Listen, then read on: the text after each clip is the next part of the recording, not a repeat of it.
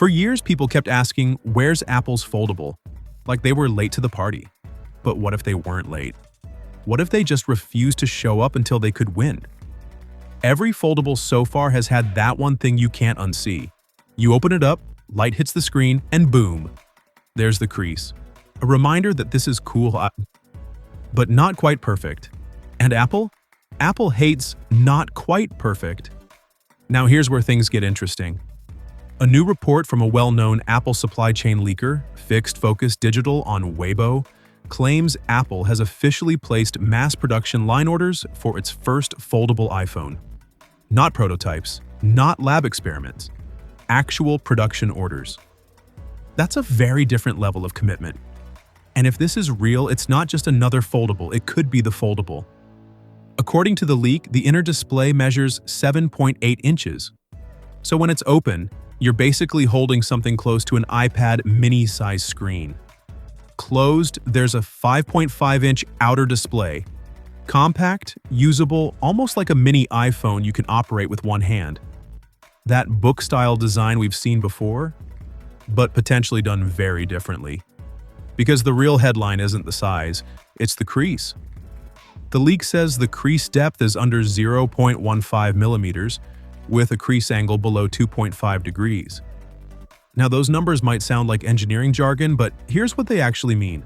Under 0.15 millimeters means you barely feel it when you run your finger across it.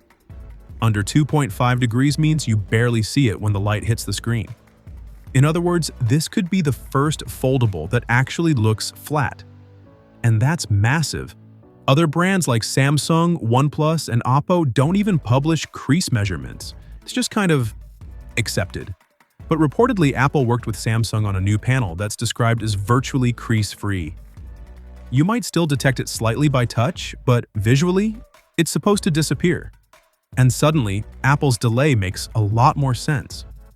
Instead of jumping in early and asking customers to pay premium prices for experimental hardware, they waited. They let everyone else figure out hinge durability, display layers, dust resistance, software scaling. Then they step in when the tech is ready to meet iPhone-level standards. The rumored name? iPhone Fold. And internally, according to Bloomberg's Mark Gurman, it's been compared to putting two titanium iPhone Air devices side by side.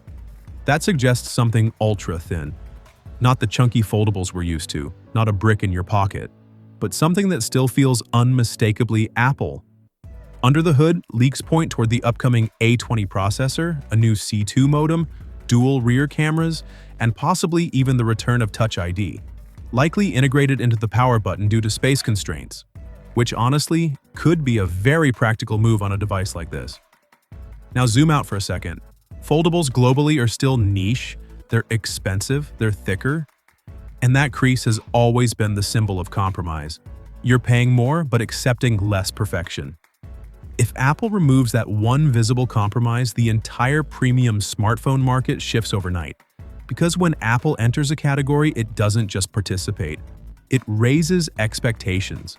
Developers optimize, accessory makers adapt. Consumers start comparing everything to that new standard. Reports suggest this could launch alongside the iPhone 18 Pro and iPhone 18 Pro Max in September. If that timing holds, Apple isn't testing the waters.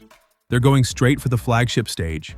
And if those crease numbers are accurate, under 0.15 millimeters, under 2.5 degrees, this isn't just another foldable launch. It's Apple saying the technology is finally ready. The big question isn't whether Apple can sell a foldable, of course they can. The real question is this: if Apple actually makes a foldable that looks and feels like a normal flat display when opened, does that make every other foldable instantly feel outdated? And more importantly, if you're using something like a Samsung Fold right now, would you switch? This could be the moment foldables stop being a tech enthusiast experiment and start becoming normal. And if that happens, we'll remember this as the point where Apple didn't follow the wave. They waited for the perfect one, and then made it theirs. I'll catch you in the next one.